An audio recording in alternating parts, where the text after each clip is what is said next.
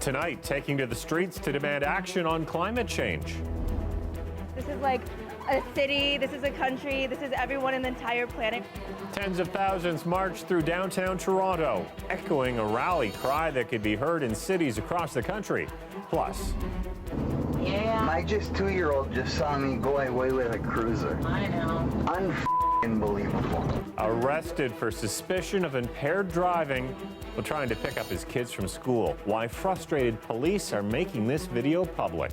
And construction of the Eglinton Crosstown LRT still underway, but some of the stations are starting to take shape. We'll give you a tour of this one at the Ontario Science Centre. Good evening, I'm Mike Wise. Climate change rallies took place across the country, but the one held at Queen's Park today was among the largest. Participants united in their message. They want more action on climate change before it's too late. Ali Chiasson reports. What do we want? When do we want it? Students skipping class, employees skipping work, families, neighbors, thousands of them taking a couple of hours out of their day in the name of Climate justice! If you weren't here today, where would you be? At Ryerson in classes. Yeah? Yeah. Same here. I'd be in school right now, but because the government fails to listen to us, here we are showing our support for our planet and Mother Nature. Safe to say young Torontonians have been inspired by the globe's most famous young person on this topic, Greta Thunberg.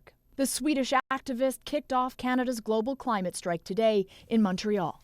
I'm very excited to be here, and it is going to be very much fun today, and to once again stand together, people from all around the world, for one common cause. 85 cities have been taking part in marches and protests today across Canada. People of all ages. You reach an age and you have grandchildren and you'd like to see some change. And people from all walks of life. So tell me what you have here. Well, I have a blue jay, of course. A team from Bird Studies Canada showed up. Birds also need a voice on the climate change fight. And of course, the Green Party. I'm a candidate, and I'd rather be knocking on doors, really.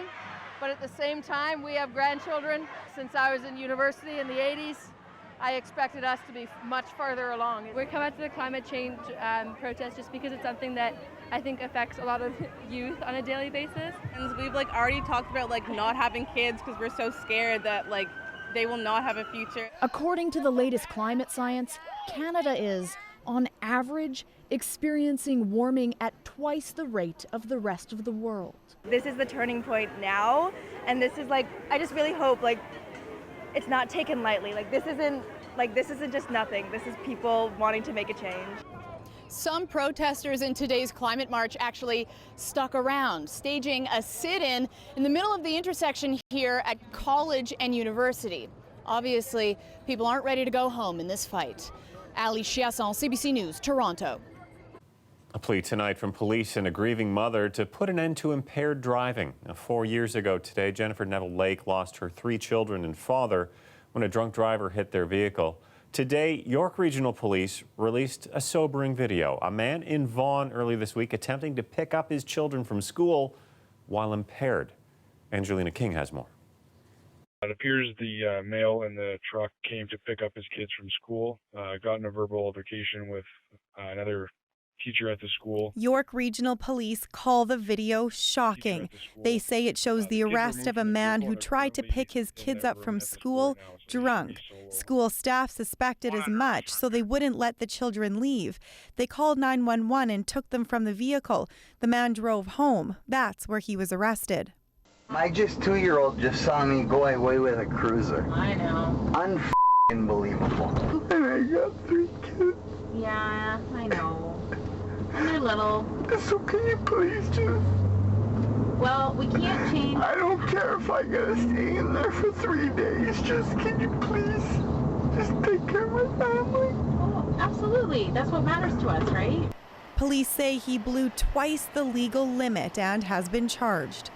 And the fact that someone was willing to risk the lives of their children and everybody else on our roads is just completely shocking. York police tied this video and arrest to a well-known tragedy.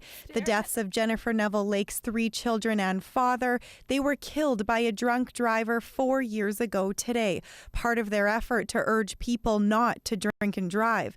Neville Lake echoing their pleas on social media, writing, "You know, I still can't believe I have no children to tell stories to now, no one to share the good times and the bad, no little voices to sing with, no small hands to hold, no one to look around and experience the joys of life with anymore, no one to watch grow up."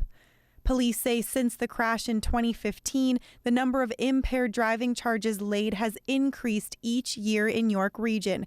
There were more than 1,600 the year after the crash. The next year, that number going up again.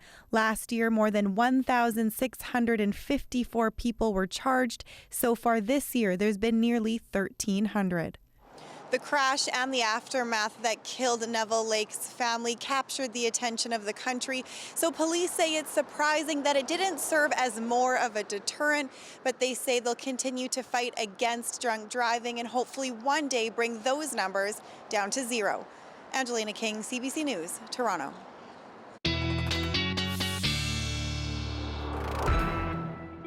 Carla Kennedy's here with the first look at the forecast. We shouldn't be surprised if Mother Nature wakes us up overnight.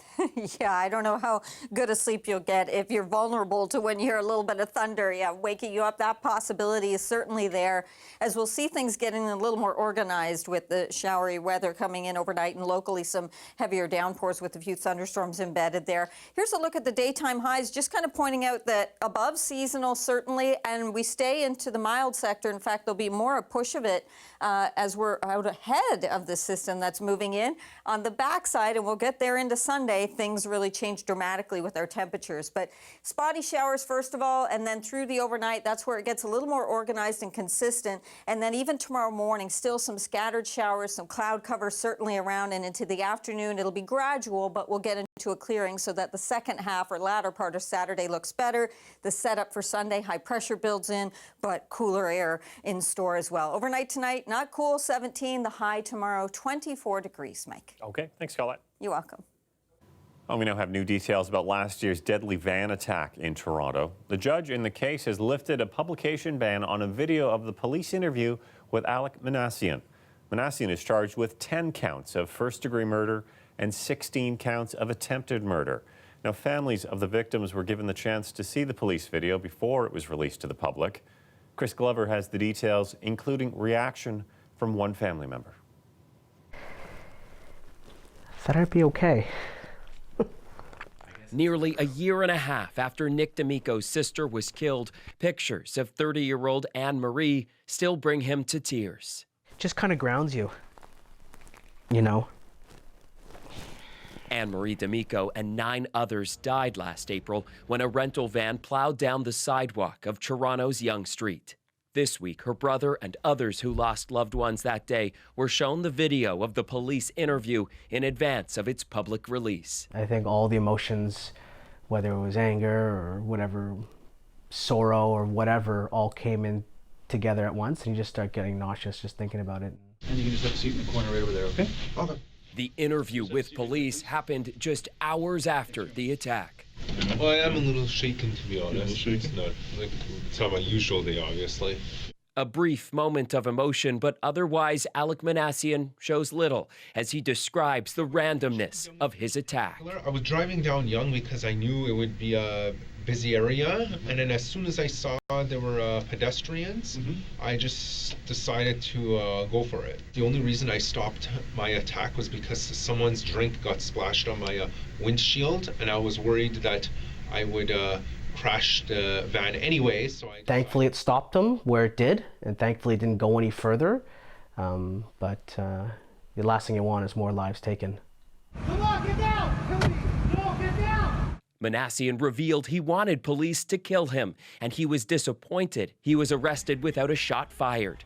And he confirmed he launched the attack because women had rejected his advances. Still, D'Amico's family worries about the impact of people hearing Manassian's words. I wouldn't want to have anyone hear it, see it, and feel like that's okay to do. D'Amico says it's motivated him to move forward with a foundation in his sister's name to raise money for women who suffer violence at the hands of men. Chris Glover, CBC News, Toronto. It's been years of headaches for drivers along Eglinton, all in preparation for the new LRT. I'm Lorenda Redekop. I'm getting a sneak peek today at one of the stations, and I'll give you an update at how construction is going. That story coming up.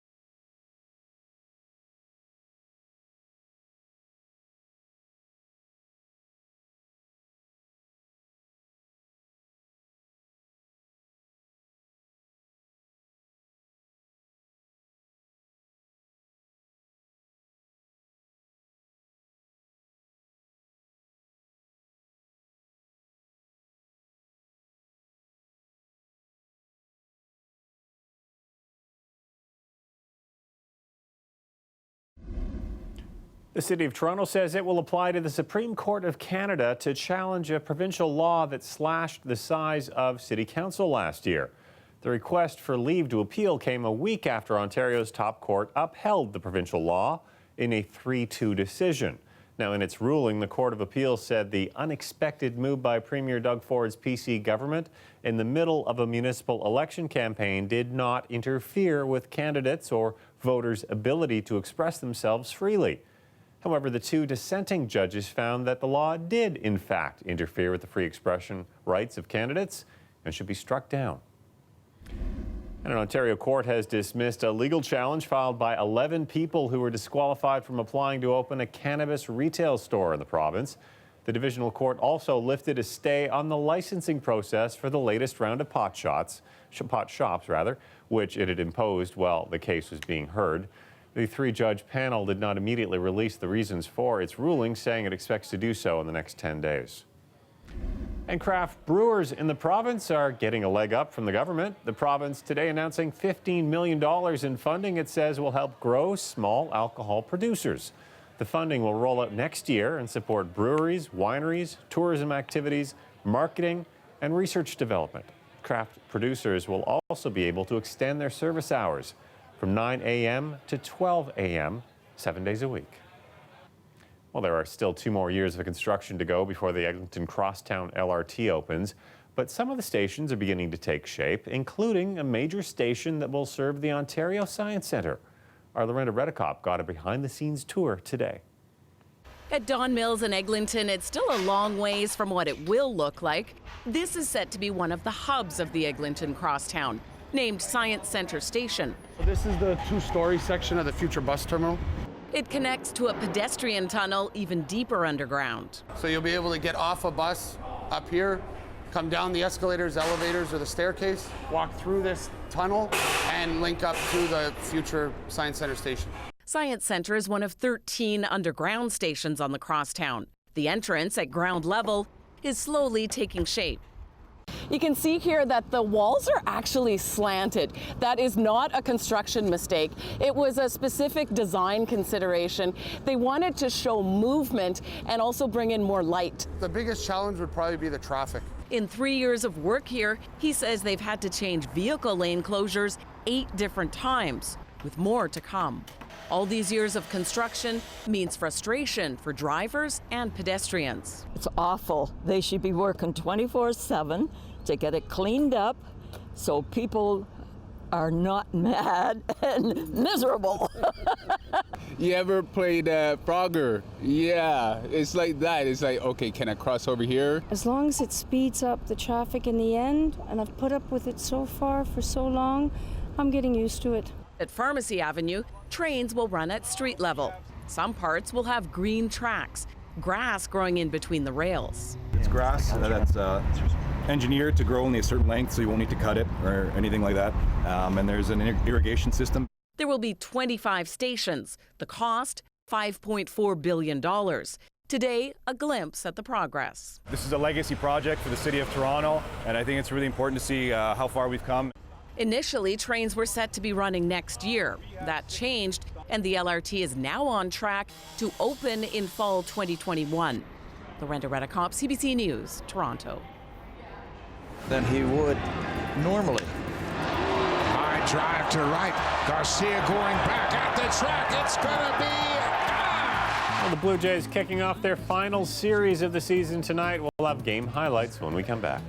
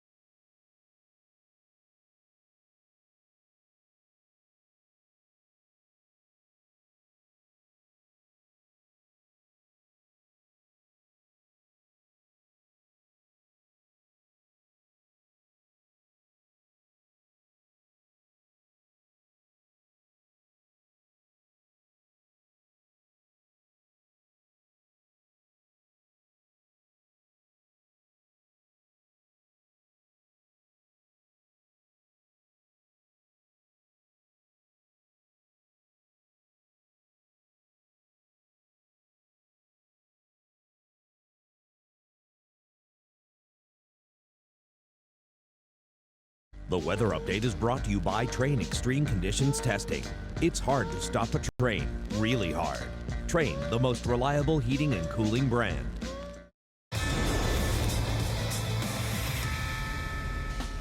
The Blue Jays kicking off their final series of the 2019 season against Tampa. It's 3-0 for the Rays when Teoscar Hernandez gets Toronto on the board with his own two-run home run here, but Tampa would walk away with this one, beating Toronto 6-2. A former Humboldt Broncos player who survived that deadly bus crash last year is featured in a newly released Adidas video. As a kid, I dreamed of playing for Team Canada, and I still do. The video shows Ryan Stresnitsky gritting it out in the weight room. The 20-year-old hockey player was paralyzed from the chest down after his team bus collided with the transport truck on a Saskatchewan highway. 16 people died and 13 others, including Stresnitsky, were injured. The promo was part of a multi-year deal he has signed with Adidas to take part in its hockey and training campaigns. He hopes to make Canada's national sledge hockey team.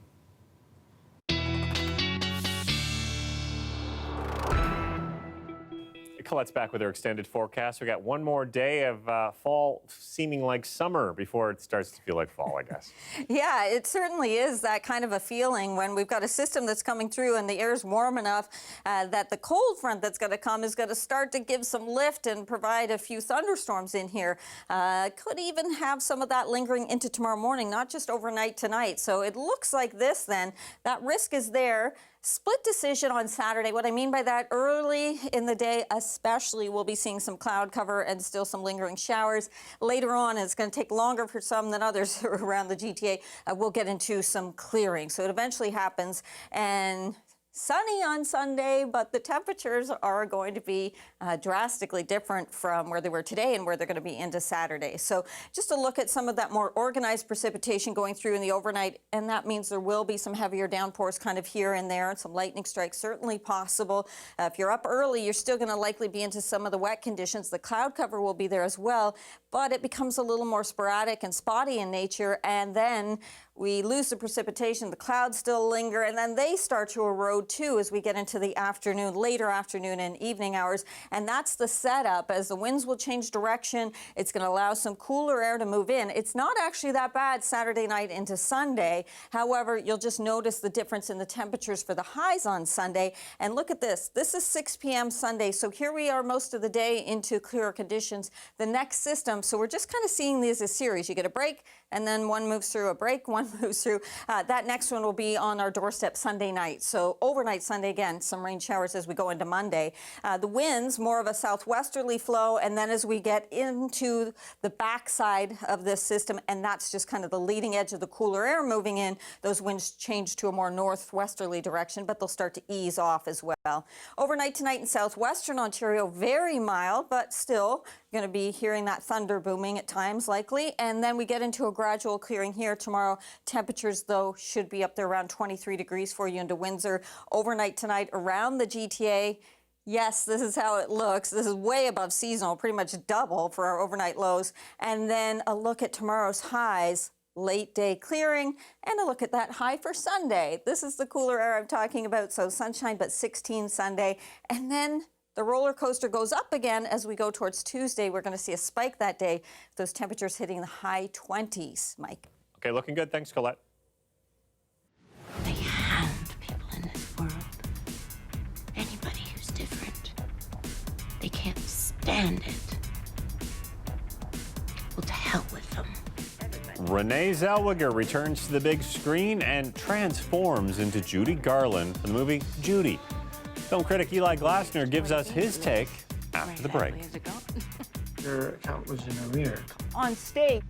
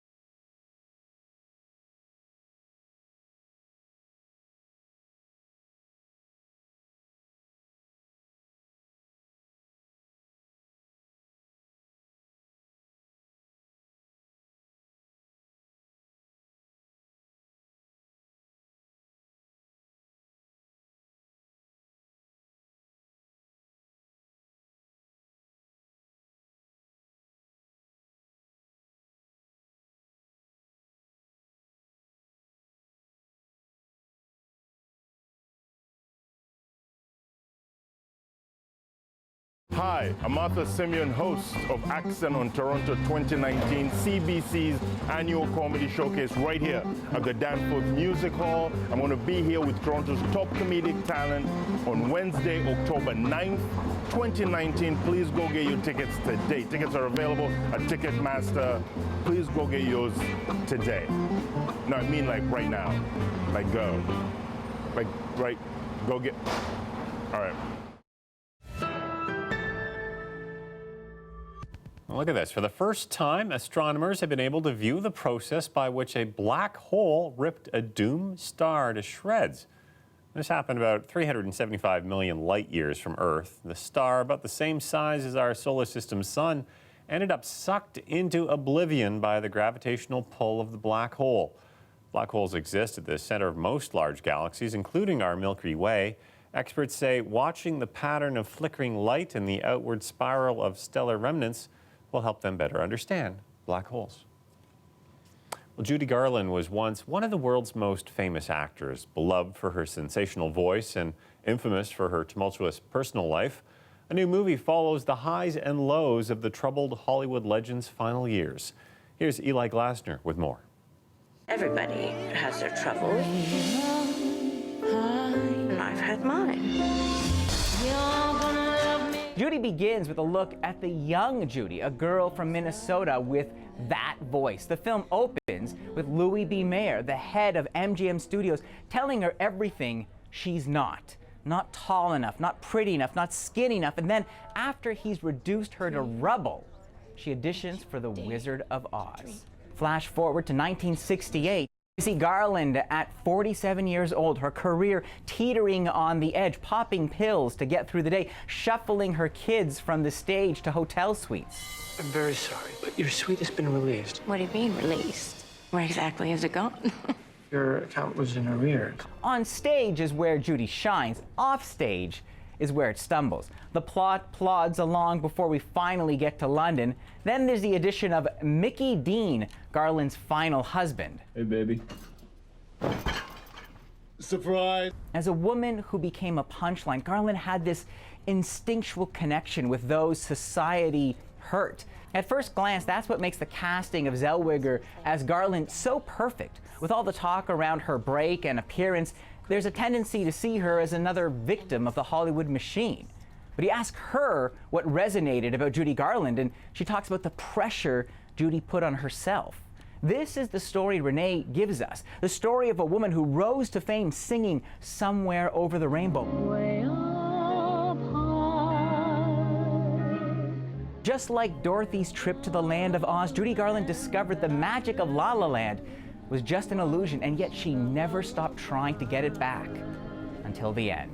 And the dreams that you dare to dream really do come true. And that ending of this film, well, Renee, yeah, you got to me. Quite a moment. 3.5 stars out of 5. Eli Glasner, CBC News, Toronto. Well, that's it for our newscast tonight. Before we go, our colleagues at Quirks and Quarks are looking into a fascinating study about the history of Earth's sister planet, Venus. It's inhospitable now, but scientists think that in the past it may have had oceans and perhaps even life. Bob McDonald takes a look at what went wrong. That's tomorrow at noon on CBC Radio 1. As we leave you now, because it's Friday, here's some of the Royal Crowns performing tonight at the Horseshoe Tavern. Have a great weekend. See you on Monday.